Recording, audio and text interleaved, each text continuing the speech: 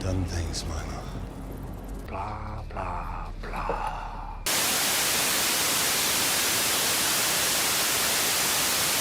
Hey guys, welcome to Rewind Reviews. Today we're going to be looking at 2022's Morbius. Directed by Daniel Espinosa and written by Matt Sazama and Burke Sharpless, the movie sees Jared Leto star as Dr. Michael Morbius as he attempts to cure his own rare blood disorder. But this cure turns out to be a curse as he finds himself lusting after blood with superhuman strength and reflexes as he finds himself transformed into a vampire. A living vampire. The movie also stars Adria Arjona, Jared Harris, Matt Smith, Tyrese Gibson and Al Madrigal. Morbius is the third movie in Sony's eloquently titled S.P.U.M.C franchise, the Sony Pictures Universe of Marvel characters. They really should have picked a better name for that. But this is the third addition to that, and for anyone who doesn't know, the first two were the two Venom movies. And just before I get into the review for for Morbius, I'm going to just briefly mention what I thought about the Venom films. I didn't really like them. I know that they do have an audience, they do have a bit of a following, but as a big fan of not only Spider-Man but Venom and a lot of these different characters that Sony Pictures does have access to, I was really disappointed with both of those movies, and I just couldn't get on board with the ideas that they were trying to do. I am planning on getting around to reviewing them one day in the future, but probably won't be for a little while, but they are on the cards. And based on my reaction to the first Venom movie, when they first announced that Morbius was going to be happening and loads of these other spin-offs as well, I didn't really know what to think. I wasn't really too pleased that they were just like throwing all these different characters out there, and just there were so many that they're announcing. Like at this point in time, the ones that are in development include Silk, Madam Web, Craven, Black Cat, there's a Silver Sable movie in development, and of course Morbius. And when the early marketing for this movie came out, I was a little bit unsure of what to think of it. It seemed like it was going to be fine, maybe. There's like a couple of elements of it that seemed to be look like it might have been okay, but there was just nothing that was really sort of grabbing me about it, and I wasn't really looking forward to it. There was a little bit of me that was just sort of hoping that maybe it might actually be really good, and then the reviews, the reactions started to come out, and all those fears that I had were all confirmed. And I wasn't really looking forward to actually going to see this, but eventually I did, and these are my thoughts. I could probably sum it up in 2 words. Oh dear. I've also got to mention just before I get into the actual review itself that don't take this shirt as anything if you haven't seen the movie.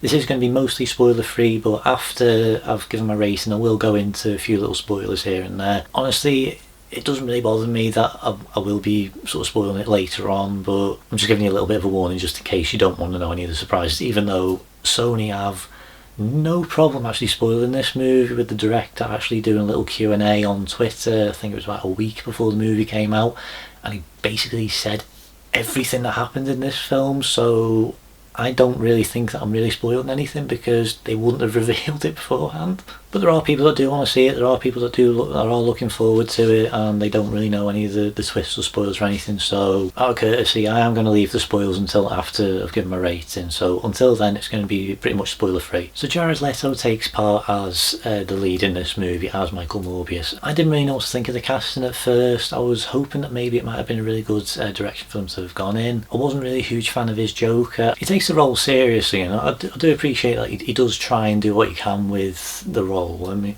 in quite recent days we have had a bit of a debate on method acting and whether or not is good or bad. It really depends on how it affects the people behind the scenes and the on-screen actors as well, but I'm not here to talk about that. But in terms of the performance, I do think that yeah, he does take it seriously, and there are moments where he is alright in it, but the problem is though, because he takes it so seriously, there are times where it just seems like he's just almost bored. I mean, on the physicality side of it, I think that he is good at getting across what the character's going through, but I think when it comes to the actual expressions, I think that's kind of where it sort of falls apart a little bit for me, because this is a guy who's supposed to be like, he's not really able to walk properly without crutches, and you know, he's dying, but when he suddenly has all these powers, you know, he's really strong, he's got echolocation, he can kind of fly in a way, also being healed, and now he's able to not only walk, he's able to run, he's also really fast as well, and he just doesn't really have much of a reaction to it. Like, you get like a little bit of a sort of face from him at one point, but there's just nothing really there. I mean, it's I wanted to see a bit more of a proper reaction to it, because if you could do all these things, how would you react? I'm somebody who grew up with the 90s TV Spider-Man series, and that's the version of Morbius that I always will look to whenever I'm comparing different interpretations of this character. So there are little moments here and there that I do like that he didn't incorporate, like where he's got like, the little recording device and he's like just like telling his thoughts and everything into it. But that's kind of where that emotion needs to be in there, because he just sounds really bored. He's just like, yeah, now I can I have enhanced strength and speed, and but I also have this consumption for blood, and it's just like, really just go for it a bit more. Like I wasn't really on board with the performance. In terms of Morbius himself, when he actually turns into the vampire, I think honestly I think he does actually look pretty good. You know, he does look quite scary. I think like they could have given him a bit of a shave, but I think the overall design of him, it does actually look alright, and that's something that I thought quite similarly with Venom. I do think that the look of them are actually pretty good, but it's the actual performance that I've got issues with. I think what they did with like the echolocation's actually quite an interesting visual, because we haven't really seen something like that. Daredevil did it better, but I think they do try and put their own spin on it. I think it works overall, and I do like the little effect that they have on his ears, where like you see like the little vibrations along it. So I think that it does look alright, but I think that they could have just gone a little bit further with it. I do have to talk a little bit about the characterisation of him. Again, I'm a fan of the character, I'm a fan of the franchise, the Spider-Man series. The way that they handle a lot of his conflict, I just didn't buy, because Morbius is meant to be a villain, and that's the big thing that's happening with a lot of these Sony movies. They are focusing on villains that appear in the Spider-Man comics, and we're not really getting that. We're getting a lot of like anti-heroes, but we're not really getting the villainous side of them, and that's something that the marketing was kind of playing up. Like, yes, he was going to be a villain, but he also had this good side to him. And if they had done that, I think it could have been a really interesting movie, but they just don't. There's a lot of inner turmoil and conflict when it comes to Morbius about what he can do that's right and wrong. It should build up like this really terrifying, really dangerous character, but there's never any tension. I mean, there's a guy who literally is in a room with him, and he's not even bothered by it at all, so there's no fear from him at all. It's also really convenient that he's just also happened to make like a synthetic blood that he's able to consume, and he uses that throughout most of the movie, and then says oh, it's going to wear off eventually and he's going to need to have human blood to drink. And I don't like it, because there are some genuinely great scenes that they could have had in this movie. Like there's a scene where his friend Bancroft's been knocked unconscious and she's in hospital, and he goes to visit her. In that moment I was thinking, I wonder if they're going to actually sort of show the bloodlust starting to like try and take over him a little bit, because there's a scene where she's on the bed, she's unconscious, she's asleep, and Morbius is standing over her. And what they could have done there is have like the heartbeat like beating in the background, and then the camera like getting a little bit closer to her neck, and then closing in on him, and you sort of see him getting a bit more tempted to just eat. Then he sort of breaks out of it, and then he races to his lab and just devours all the synthetic blood. That to me would have amplified a lot of the tension. It would have worked a lot more with the inner conflict for him, but they just don't do that. So I feel like it is a real missed opportunity for them to have really done something a bit like that. And also, like when he first transforms into the vampire, there isn't really a moment where he sort of like is like,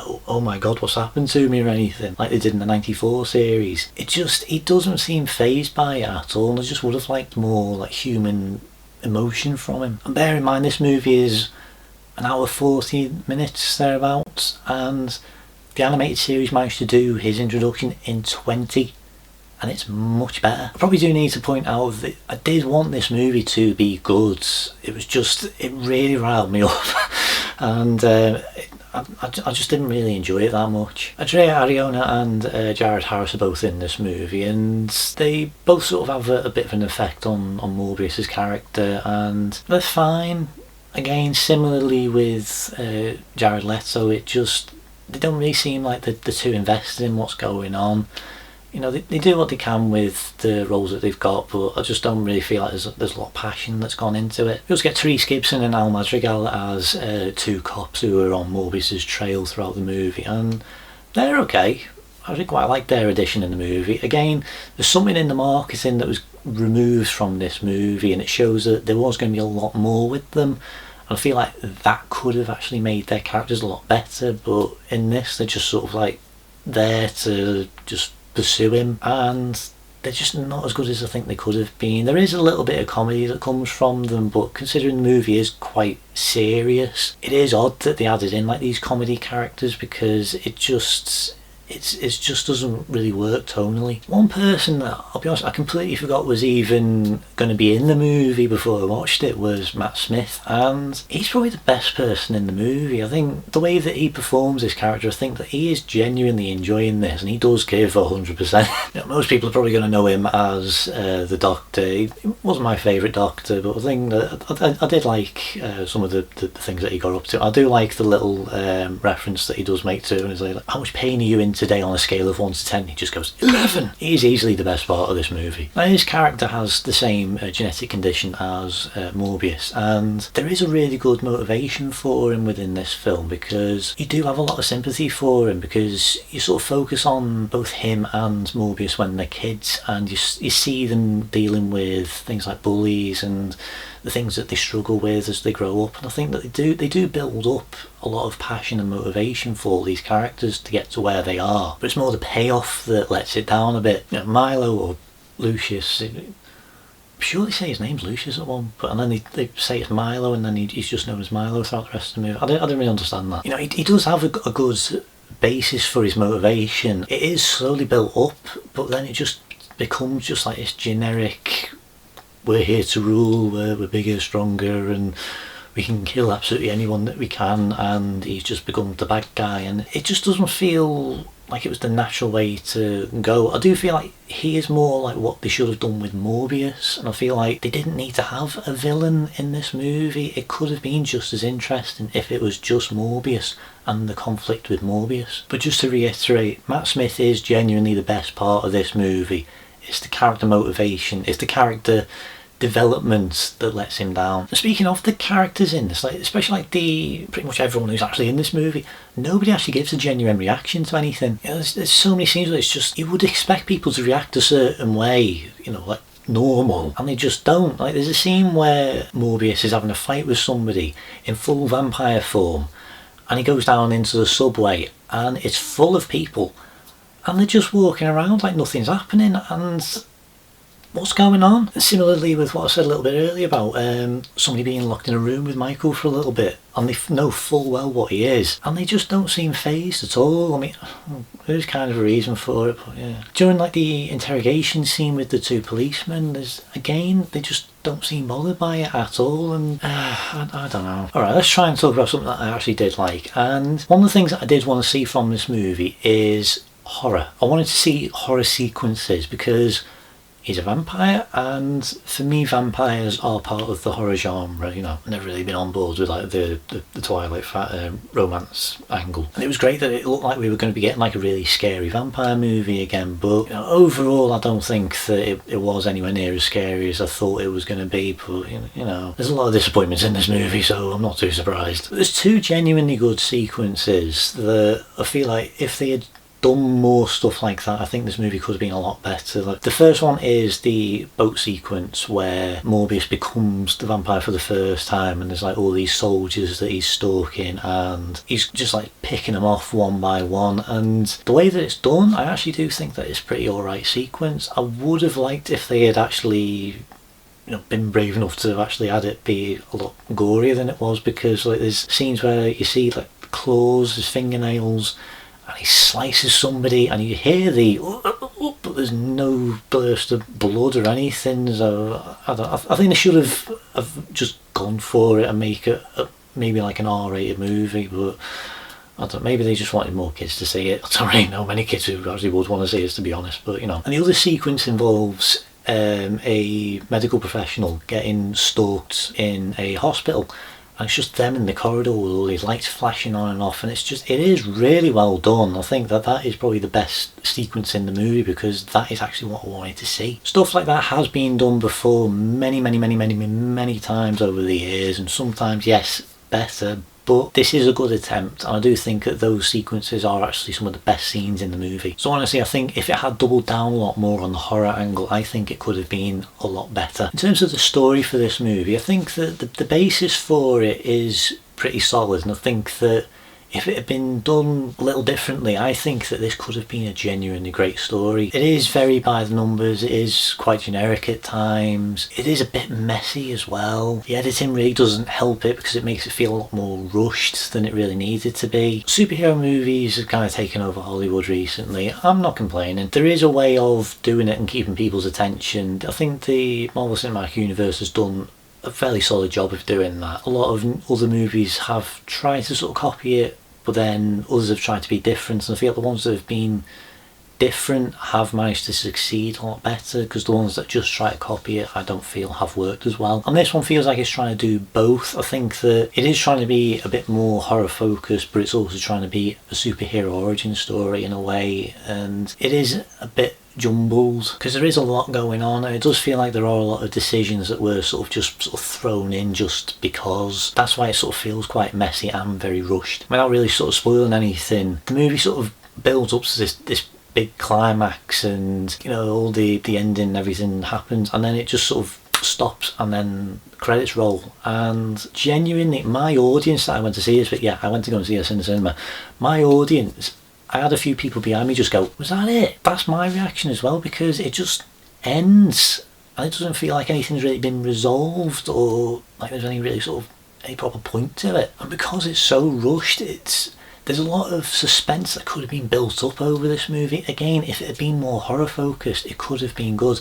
And a big part of that is the suspense. The best scenes in this movie do have a little bit of tension and suspense thrown in. There's just no proper build up over time because it is so rushed. And on top of that, the editing is just all over the place at times. There are scenes in the trailer that are completely removed. Potentially a lot of these problems might have been fixed if those scenes were in this. It's just really chopped down. There seems to be almost no concept of time. It really messes up the pacing of the film as well, because there's a big emphasis on time. There's a lot of close-ups and focuses on clocks and stopwatches and everything, but there's no concept of time in this movie. You know, one example of that is that really early on there's a flashback sequence where you see Michael managing to find all these bats that he manages to take back to New York, and then we go to the childhood and we see where he comes from and his relationship with Milo. And then, like it shows in the trailer, it sort of jumps forward in time, so you see him growing up a little bit and receiving his award for creating the synthetic blood, and then you see him in his lab, and then next thing you know, you suddenly realise that, oh, this is like right up to date, because the bats that he's captured suddenly show up. And it just really sort of took me out of the movie a little bit, because I didn't really, there's no confirmation that it's now back up to the present day. It just sort of happens and you're like, oh, well, okay, and you just have to go with it. And another thing is when the movie sort of focuses more on Milo's story as well, because the way that they sort of handle his character, it is really fast, because you see the desperation with him, you see how he interacts with Morbius, all this other stuff's going on at the same time, and then next thing you know, he's suddenly vampire mode himself and he's cured and everything, and now he's evil. And it's so fast and there's no real build up to it, and that's why I keep saying that this has no concept of time. And then as well, continuing the tradition of a lot of the Sony produced Spider-Man movies as well as the spin-offs, there's so many coincidences as well. Like Michael's got this habit of doing like these origami animals, and they sort of say, they just sort of throw it out there that, oh yeah, everyone knows that it's a hobby of his. That's kind of how they figure out that he's the one who's hurting people, and it's too much of a coincidence, because this is like the policeman who's after him. He figures it out because apparently he's a big fan of his, and there's a whole backstory with him that they just sort of skim over in a line, and I just feel like a really missed opportunity, because like you see him getting arrested, you see the chase, and then next thing you know he's arrested, and there's no explanation for that after Michael basically is able to like fly away with superhuman abilities and doesn't escape somehow. And then yeah, he's arrested, and then they interview him, and then boom, he's in jail, he's in the orange jumpsuit. I don't really know if that's actually how it works, but that's what happens, and then he's escaping, and it's just so fast. It's just one thing after another, and that's why I keep saying there's no concept of time. They don't let moments really sort of sink in, and that's partly why I'm so annoyed with it, because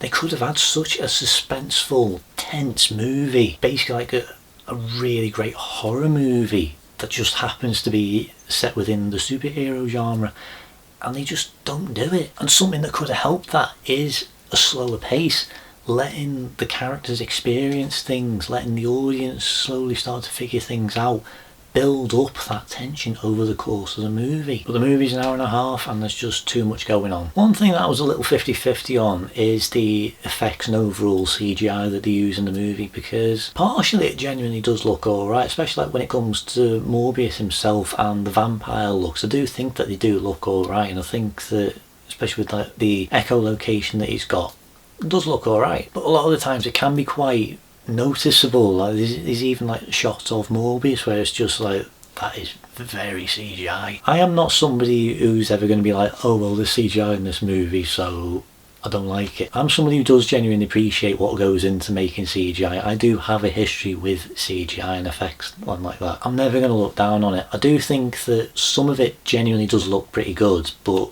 at other times it just doesn't. I feel like it could have been touched up just a bit more. One effect that I'm just so split on is how Morbius is able to fly. They don't really sort of have him like fly in like the general sense. Like he doesn't just sort of like float around. It's almost like he's almost weightless in a way, and it's like the wind carries him, which I think is an interesting idea. It's quite similar to Jack Frost in Rise of the Guardians, if you've ever seen that. And I do like how they sort of handle it. I don't like the misty sort of effect that they've gone for. It was like all the trails and all sorts of sort of coming off him as he's flying. I don't think it really looks as good. And I think, especially when it comes to like the big action sequences and he's moving like this and they've got all this mist flying everywhere, it's really hard to see at times. I think it could have been a bit creepier as well if he just sort of like drifts around, like having, you know, like somebody looking out of a window and you just like see him like descending down with like the vampire face, glowing red eyes, and I think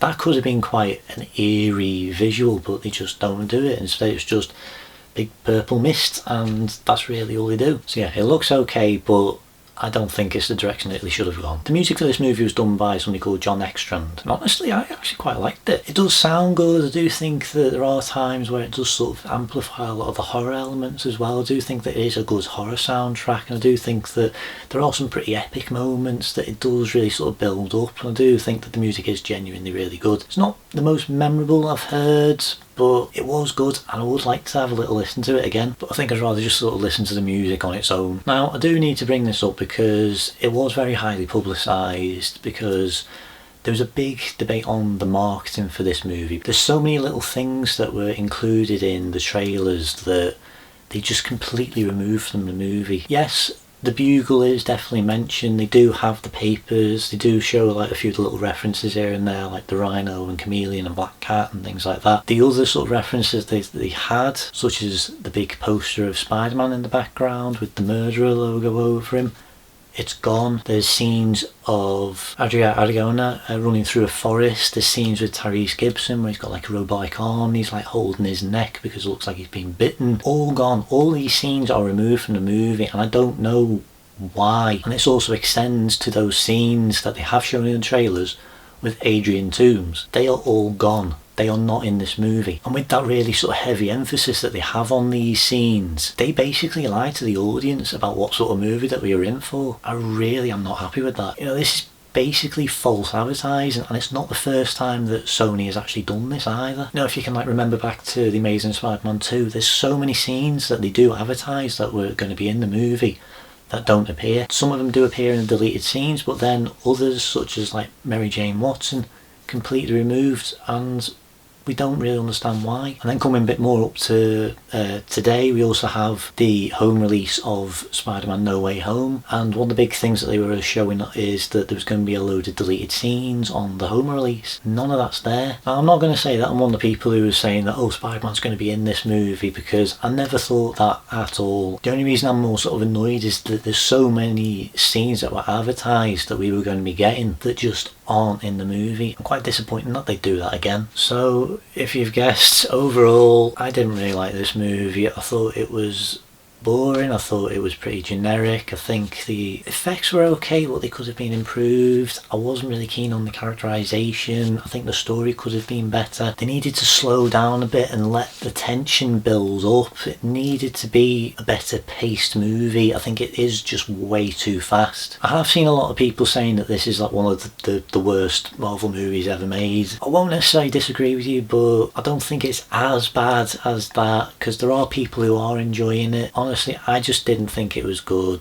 Average at best. There are times where it can be bad, but it's nothing really, and I can't really recommend this movie. I can't really speak for everyone, because as I said, there are people who have enjoyed this movie and actually prefer it to the Venom movies. I think where I would compare it to Venom, I think that I like that it takes itself a bit more seriously. Venom was still sort of enjoyable in a way, even though I didn't really think those movies were really that good.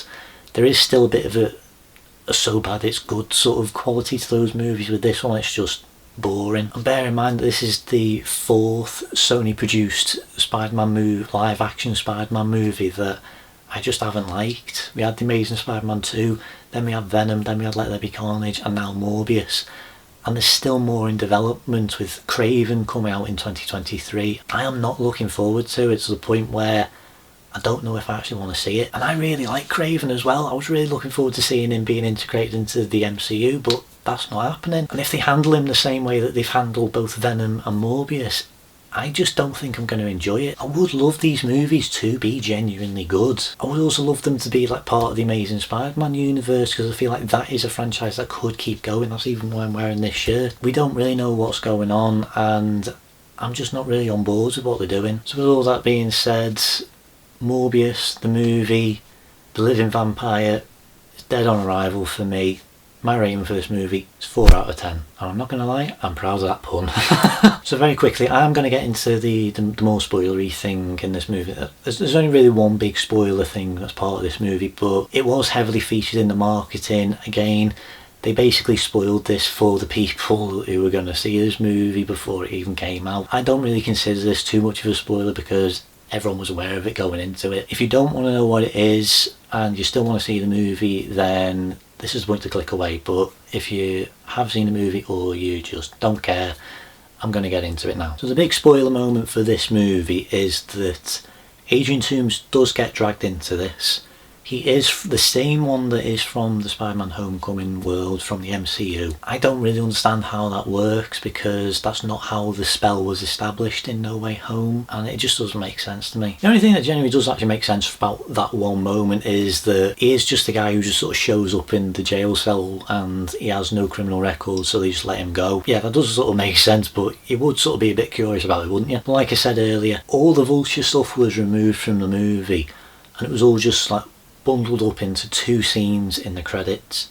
The first one is him actually appearing in the cell. His words exactly are, I hope the food's better in this place. That's not how you'd react if you just suddenly appeared in a different universe, especially this character who is completely built around his family. That's the most important thing to him, so that would be the priority. You'd be panicking that you just lost everyone. At least it keeps consistent with the characterisation of everybody else in this movie. And then we get the second credit scene. Morbius drives off into a desert for some reason, and then he sees something approaching. And what is it approaching? It's the Vulture in his Vulture suit. There's no explanation for it whatsoever. There's no way that that's the same costume either, because he didn't make it himself. It was a fusion of Earth technology with the Chitauri from the Avengers. The Chitauri don't exist in the Sony universe. And yes, they have confirmed exactly which universe this is. They did confirm it months ago, and for some reason everyone forgot that. Morbius takes place within the Venom universe, so we don't know if that is still part of the Amazing Spider-Man universe, or if it's part of the Tobey Maguire universe, or if it's just in its own thing. I'm more likely to think that it's its own thing at this point in time. But yeah, the Vulture shows up. Hey, I don't know how it got here, but I think Spider-Man's got something to do with it, because there's no other characters who might have something to do with multiversal universe shifting abilities who've been highly publicised on the news, including, I don't know, maybe Doctor Strange, who's does all this stuff, so why would Spidey be to blame for it? It doesn't make sense, and it doesn't even explain why he goes to Morbius either, because there's no reason for it. He doesn't know him. Nobody knows each other in this universe. They are all completely separate characters, so why would they all suddenly be like, let's team up? That's all they're really doing. They're just trying to set up a Sinister Six movie. They're going to do it eventually. We're probably going to end up getting an Aunt May movie, you know. I don't know if anybody else remembers the Sony leak a long time ago, but it basically reveals all the plans that Sony had back when the Amazing Spider-Man franchise was being developed, and that included a Sinister Six movie. It included Kraven's Last Hunt. It included Sinister. I've said Sinister Six, but yeah, they probably were going to be planning even more spin-offs with those characters, with different other ones as well, like Madam Web. And it seems like they are trying to do that again. And with all the edits that they've made to this movie, we don't even know if there is actually a Spider-Man within this universe. So why would Morbius be interested in him? There's a scene where the Vulture actually says, we should team up. And then Morbius just goes, intriguing, because they're going to go after Spider-Man. It doesn't make any sense. It is a really stupid decision. It is a bad way to end this movie, and it's just not good at all. It makes zero sense, and it has the subtlety of a baseball bat. It's just bad. I didn't like the post-credit scene that they had in Let There Be Carnage. This one's worse. I don't know how that's even possible, but apart from that, it was okay. I did like the theory about, like, if it was going to be part of the Amazing Spider-Man universe, at least it would have made sense that maybe the Vulture had gone to go and get the wings that were in the Amazing Spider-Man 2, but they're not, and it doesn't make any sense. So yeah, I didn't like this movie, and honestly, I did try to, you know, I do try and go in with an open mind as much as I can with these movies, but this one just wasn't grabbing me, and I was still disappointed when I saw it. Honestly, I can't recommend it for people. If you genuinely are curious, then okay, give it a look, but I wouldn't get your hopes up too high. I just couldn't get on board with it. I didn't enjoy it. Unfortunately, it seems like we are going to be getting even more. So that by far is the most negative review I've done on this channel at this point in time. I just couldn't really get into it, but anyway, if you have seen the movie, let me know what you thought about it. You know, just did you like it, did you not? Do you think it's one of the worst ones ever made? Thank you so much for watching. If you can subscribe, that'd be a really big help for this channel. Thank you so much for watching. That's all I've really got to say for this. If you are going to comment on this channel, I do keep meaning to bring this up. Try not to spoil it for people who haven't seen it. I have mentioned some spoilers in this, so I'm not really too fussed. If you do want to talk about spoilery stuff down in the comments, I'm kind of fine with it. But yeah, that's all I've really got to say for today. So thank you so much for watching, and I will see you next time on Rewind Reviews.